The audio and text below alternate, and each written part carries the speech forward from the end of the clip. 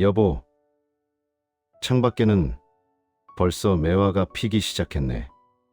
잔 바람 끝에 매콤하면서도 달큰한 향이 실려오는 걸 보니 당신이 그토록 좋아하던 봄이 문턱까지 왔나 보오. 마당가에 서서 매화꽃망울을 가만히 들여다보고 있으면 내 시력은 흐릿해도 당신의 환한 미소만큼은 어찌 이리 눈앞에 선한지 모르겠어. 가만히 눈을 감으면 우리가 걸어온 그 구불구불한 충청도 고갯길의 흙냄새부터 숨 가쁘게 달려온 빌딩 숲 서울의 매연 냄새까지 마치 어제 일처럼 머릿속에 선명하게 그려지네. 개나리 보찜 하나 메고 상경하던 그 젊은 날, 당신의 작고 고운 손을 꽉 잡으며 내 반드시 호강시켜주마 맹세했던 내 목소리가 귓가에 쟁쟁하오. 당신 떠나고 홀로 남은 이 적막한 방에서 지난 세월을 가만히 되짚어보네. 평생을 무뚝뚝한 남편으로 살며 예쁘다는 말 한마디, 고맙다는 말 한마디 제대로 건네지 못했던 이 못난 사람이 이제야 펜을 들었소. 가슴 속에 켜켜이 쌓여만 있던, 하지만 차마 입 밖으로 내지 못했던 이 뜨거운 고백들을 한자 한자 종이 위에 꾹꾹 눌러 적어보려 하오. 비록 늦었지만 바람을 타고 당신의 영혼에 이 진심이 꼭 닿기를 간절히 기도하며 말이오. 임자, 기억나오? 1966년 그 해는 유독 가물었지. 논바닥은 거북이 등껍질처럼 갈라지고 마을 어귀 미루나무는 힘없이 이파리를 흔들며 비 소식을 기다리던 초여름이었소. 내 나이 26, 장가갈 미처는커녕 당장 식구들 입에 풀칠하기도 벅찼던 가난한 농부의 아들이었지. 그 시절 시골 사람들에게 결혼이란 사랑보다는 생존의 약속이었고 부모님 말씀이 곧 하늘의 명이었소. 중매쟁이 할멈이 우리 집에 찾아와 성실하기가 소보다 낫고 인물이 달덩이 같은 처자가 옆 동네에 있다.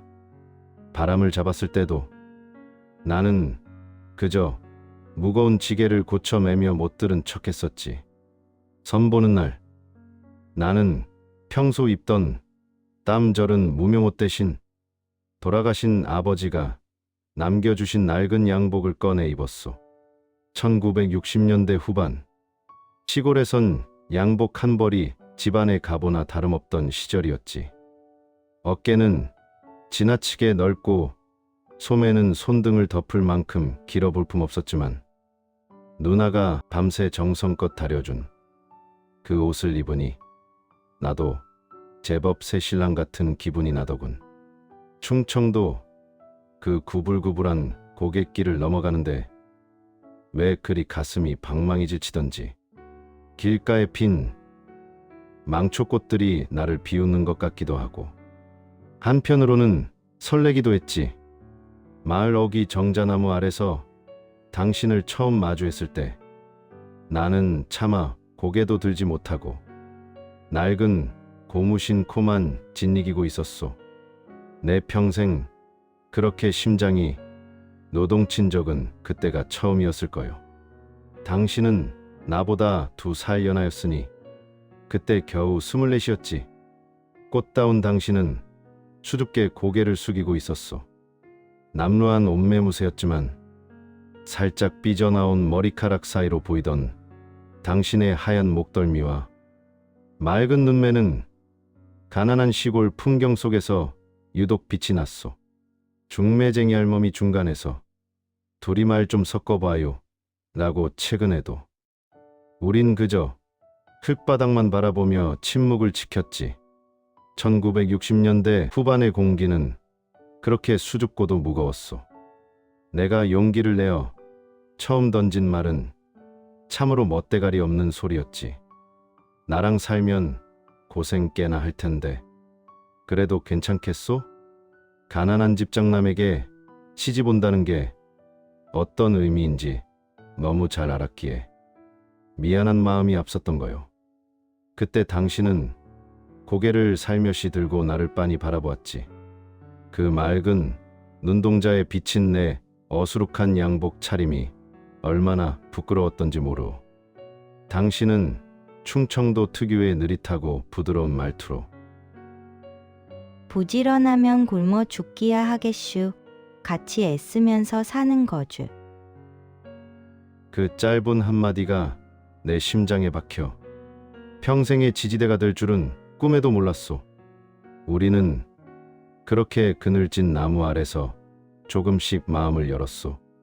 당신은 손가락으로 치마 끝자락을 만지작거리며 동생들 이야기, 가물어서 걱정이라는 몽사 이야기를 조곤조곤 들려주었지. 나는 그저 그렇슈, 그려유 하며 맞장구 치기 바빴지만 당신의 목소리가 들녘의 바람처럼 내 마음에 스며드는 기분이었소. 해가 뉘엿뉘엿질 무렵 나는 일어서는 당신의 손을 덥석 잡았지.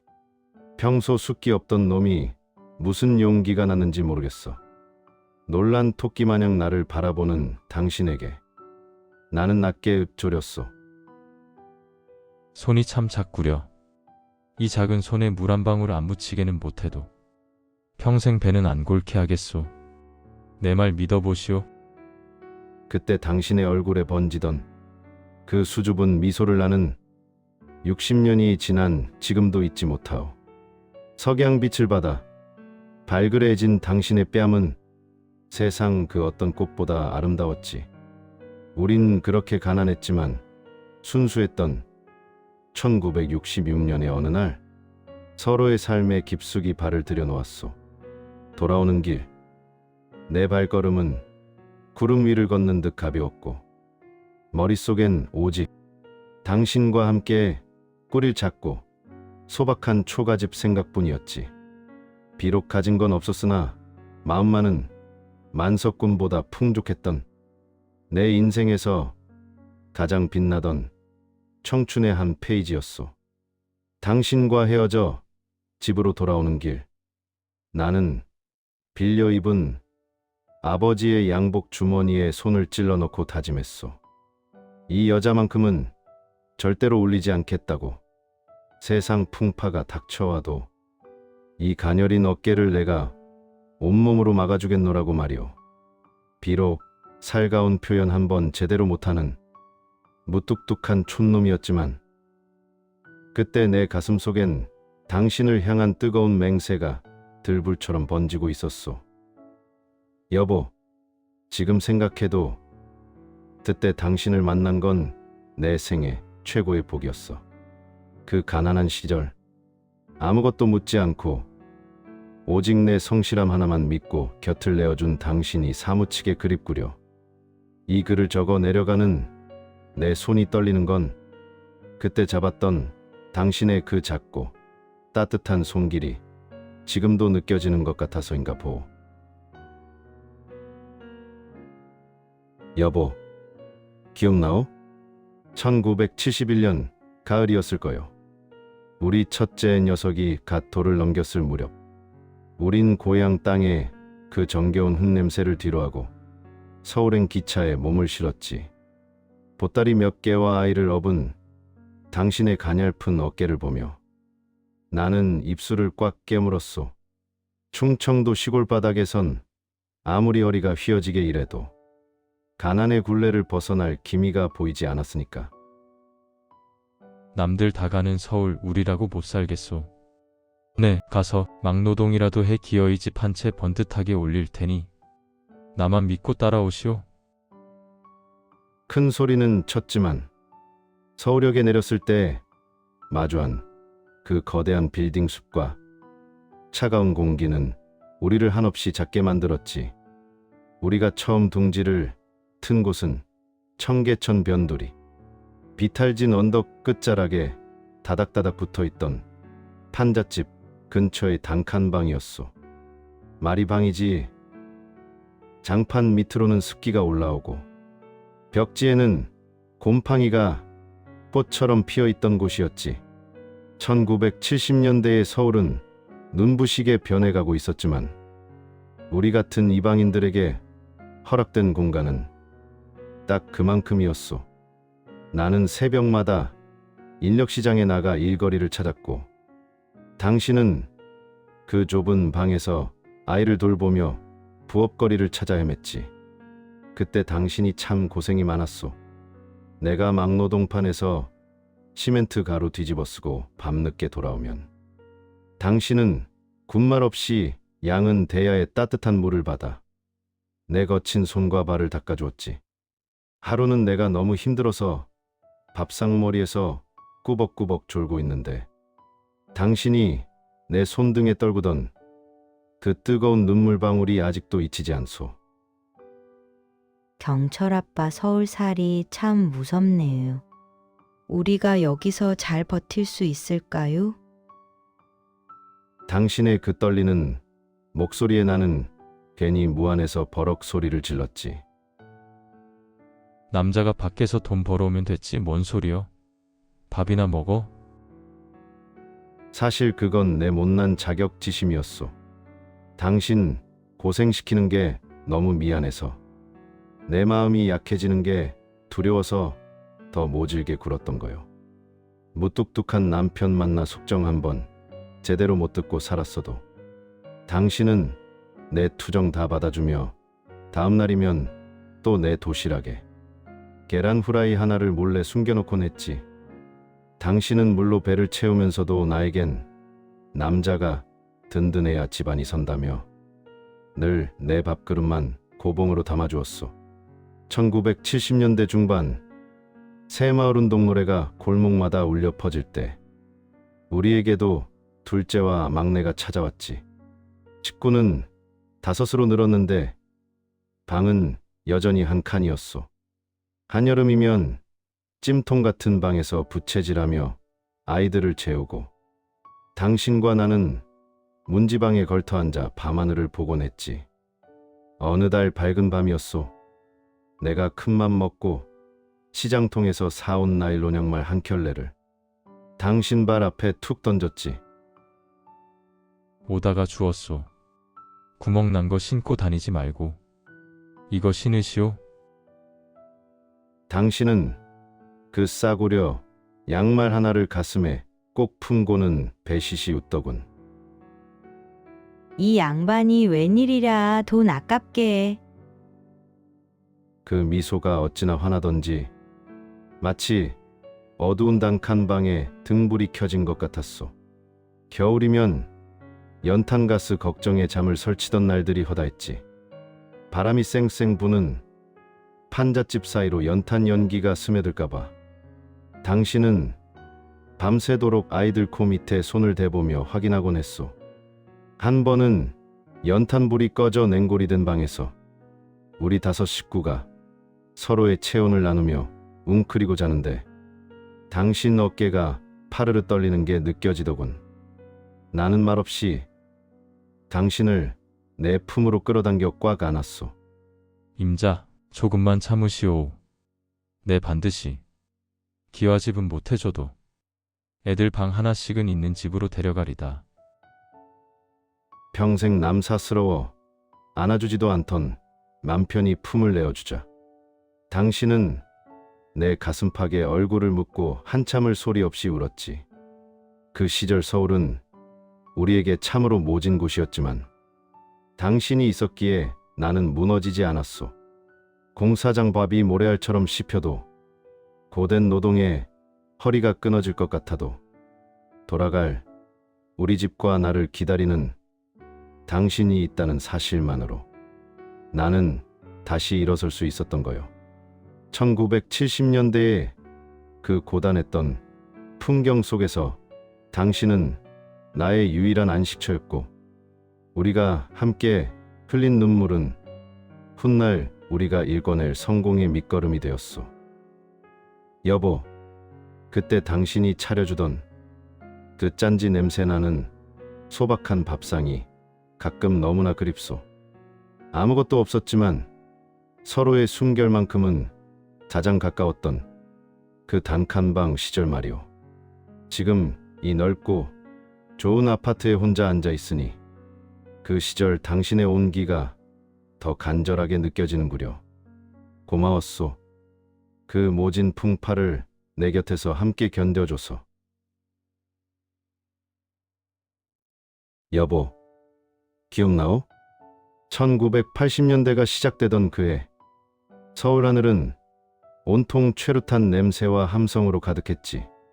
하지만 우리에게 그 시대는 민주화니 뭐니 하는 거창한 구호보다 당장 입에 풀칠하고 커가는 자식놈들 뒷바라지하는 게 더 시급한 전쟁터였소. 단칸방 생활을 청산하고 드디어 당신과 내가 내건 이름, 충청도 식당. 그 낡은 간판을 올리던 날, 당신은 앞치마에 손을 닦으며 참 많이도 울었지. 고향 집 앞마당에 핀 매화보다 더 환하게 웃으며 이제 우리도 우리 가게가 생겼네요. 하던 당신의 목소리가 아직도 귓가에 쟁쟁하오. 80년대 서울은 참으로 떠들썩했지. 아시안 게임이니 올림픽이니 하며 온 세상이 들썩거릴 때 우리는 새벽 4시에 일어나 시장통을 누볐소.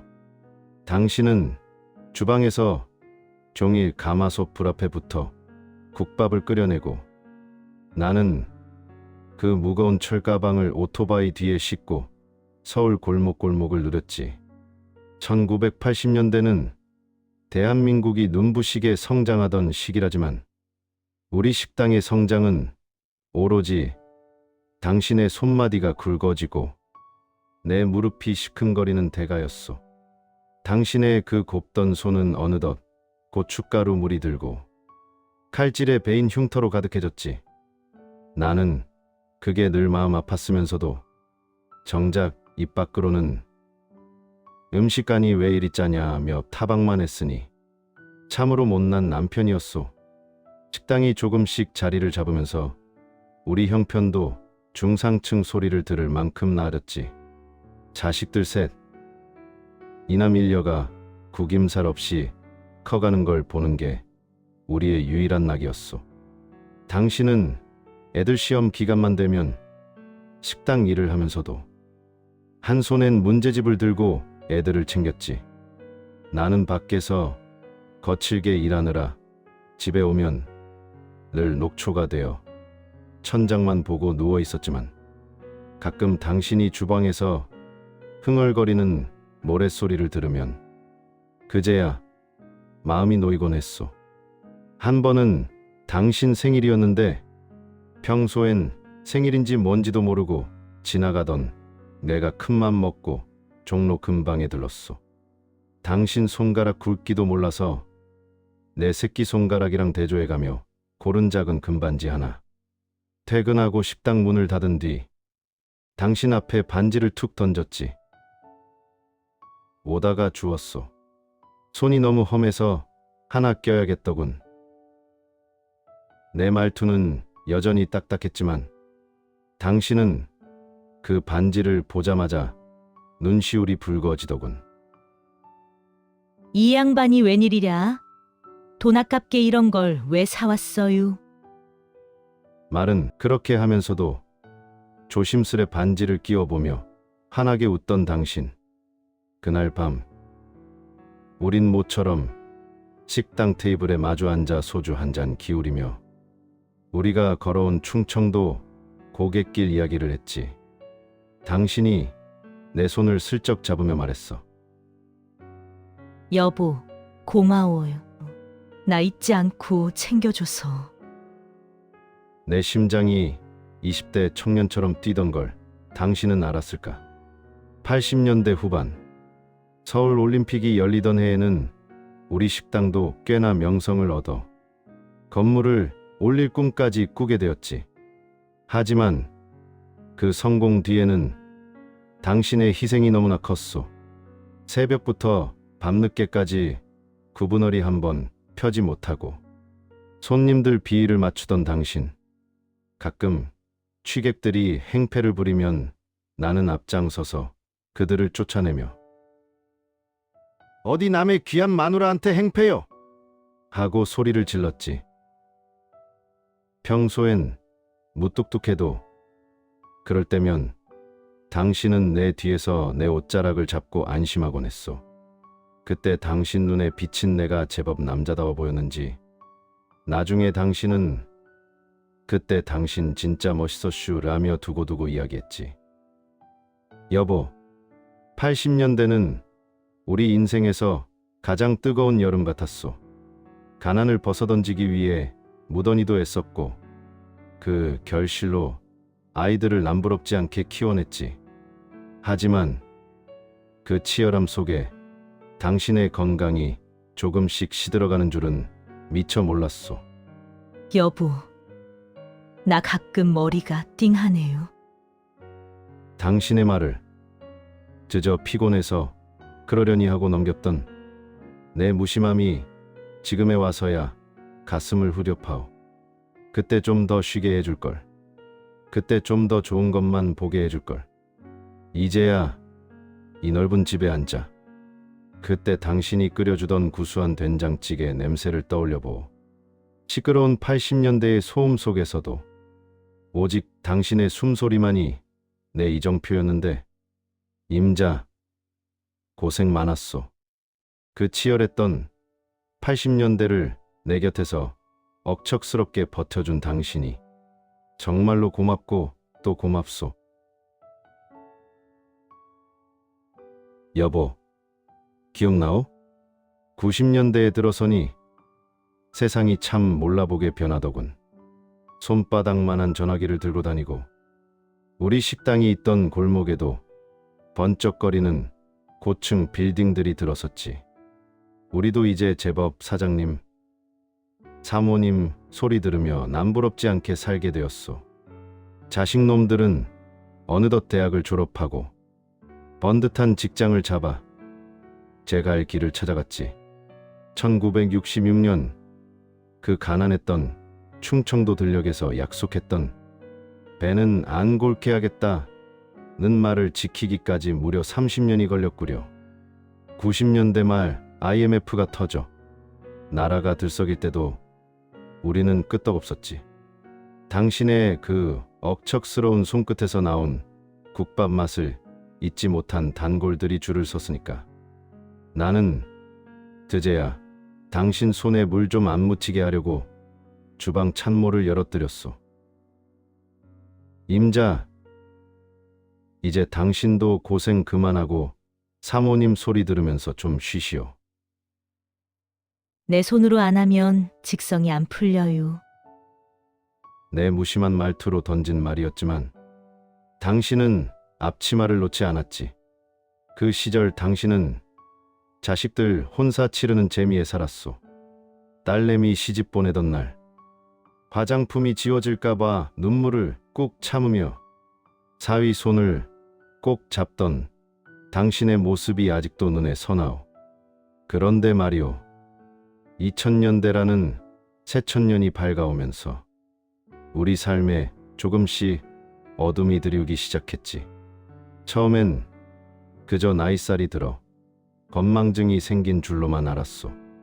국밥에 소금을 2번 넣거나 어제 온 손님을 처음 본다며 인사를 건넬 때도 나는 그저 임자, 정신 좀 차려 하며 핀잔이나 줬지. 지금 생각하면 그게 당신이 내게 보낸 마지막 구조 신호였는데 이 미련한 놈은 그걸 알아차리지 못했소. 어느 날이었소. 식당 일을 마치고 집에 돌아왔는데 당신이 거실 한복판에 멍하니 서서 울고 있더군. 영감, 나 우리 집 가야 하는데 길을 모르겠슈. 여기 어디랴? 그 순간 내 심장이 발끝까지 툭 떨어지는 기분이었소. 여기가 우리 집이라고, 당신이랑 나랑 피땀 흘려 세운 우리 집이라고 소리를 질러봐도 당신 눈엔 그저 낯선 이방인의 공포만 가득했지. 병원에서 치매라는 청천벽력 같은 말을 들었을 때 나는 의사 멱살을 잡고 싶었소. 평생 일만한 불쌍한 내 마누라한테 신령님이 이럴 수는 없는 거 아니냐고 말이오. 당신의 병세는 2000년대 중반을 지나며 급격히 나빠졌지. 그 예쁘고 맑던 눈동자가 초점을 잃어갈 때마다 나는 당신의 손을 꽉 잡고 밤새 거실을 서성였소. 당신은 기억을 하나둘 잃어가면서도 신기하게 내 손등의 흉터는 기억하더군. 이거 우리 영감님 배달하다 다친 거 아니여? 나는 차마 당신을 쳐다보지 못하고 고개를 돌려 눈물을 훔쳤소. 무뚝뚝한 남편이라 평생 사랑한다는 말 한마디 못했는데 당신이 나를 잊어버릴까봐 겁이 나서 죽을 것 같았거든. 한 번은 당신이 정신이 아주 맑게 돌아온 날이 있었소. 당신은 내 손을 잡고 조용히 속삭였지. 영감, 나 때문에 고생이 많쥬? 나 더 나빠지면 그냥 좋은 데 보내줘요. 애들 힘들게 하지 말고. 그 말을 듣는데 가슴이 미어지는 것 같았소. 나는 화를 내는 척하며 소리를 버럭 질렀지. 어디서 못된 소리여? 당신 가면 나 혼자 무슨 재미로 살아? 하지만 그날 밤 잠든 당신의 얼굴을 보며 나는 처음으로 하느님께 빌었소. 제발 내 기억을 가져가시고 당신의 기억을 돌려달라고 말이오. 여보, 2000년대는 우리에게 가장 화려한 시절이었어야 했는데 나에게는 당신을 조금씩 잃어가는 슬픈 이별의 예행 연습 같았소. 자식들은 다들 성공해서 제 몫을 다하는데 정작 그 결실을 누려야 할 당신은 점점 과거의 충청도 들녘으로 돌아가고 있었지. 그래도 임자, 당신이 내 이름 석자를 잊지 않으려. 입술을 달싹이던 그 순간들이 나에겐 그 어떤 성공보다 값진 기억이었소. 2011년 누독 눈이 많이 내리던 겨울이었소. 당신의 70번째 생일을 앞두고 당신은 결국 그 긴 여행을 끝내기로 마음먹은 모양이었지. 병원 침대에 누워 작게 숨을 몰아쉬던 당신의 얼굴은 신기하게도 치매를 앓기 전보다 더 평온해 보였소. 마치 1966년 그 처음 만났던 날의 수줍은 처녀처럼 말이오. 자식들이 곁에서 오열해도 당신은 그저 먼 산을 보는 듯하더니 마지막 순간에 나를 빤히 쳐다보았지. 그리고 힘겹게 내 손을 잡으며 아주 작게 속삭였소. 영감, 밥 먹었슈? 배고프면 안 되는디. 그게 당신이 세상에 남긴 마지막 말이었지. 죽어가는 순간에도 당신은 당신 자신보다 내 끼니를 걱정했소. 평생을 나와 자식들을 위해 소뚜껑 운전하며 살아온 당신다운 마지막 인사였지. 당신을 보내고 돌아오는 길. 서울거리는 여전히 활기차고 사람들은 웃고 떠드는데 나만 멈춰버린 것 같더군. 집안 곳곳에는 아직 당신의 손길이 닿은 앞치마며 낡은 돋보기가 그대로인데 당신만 없었소. 나는 당신이 떠난 지 15년이 지난 지금까지도 매일 아침 당신의 영정 사진 앞에 정갈하게 물 한 그릇을 떠놓소. 임자, 나왔소. 오늘 날씨가 참 좋구려. 대답 없는 벽을 향해 혼잣말을 하는 게 이제는 내 일상이 되었지. 여보, 나도 이제 80이 훌쩍 넘었소. 거울 속에 나는 당신이 기억하던 그 든든했던 청년이 아니라 쪼글쪼글한 늙은이일 뿐이지만 무뚝뚝한 남편 만나 속상한 일도 많았을 텐데 그래도 내 곁을 지켜줘서 참으로 고맙소. 당신 덕분에 내 인생은 가난한 촌놈의 일생이 아니라 한 여자의 지극한 사랑을 받은 가장 행복한 남자의 드라마가 되었소. 이제 조만간 나도 당신이 있는 그곳으로 가려 하오. 그곳에 가면 이번에는 절대로 무뚝뚝하게 굴지 않겠소. 당신 좋아하는 매화꽃 한 알음 안겨주면서 60년 동안 가슴에만 묻어두었던 그 말. 임자, 진심으로 사랑했소. 라고 소리 높여 말해주겠소. 그때까지 조금만 더 기다려 주시오.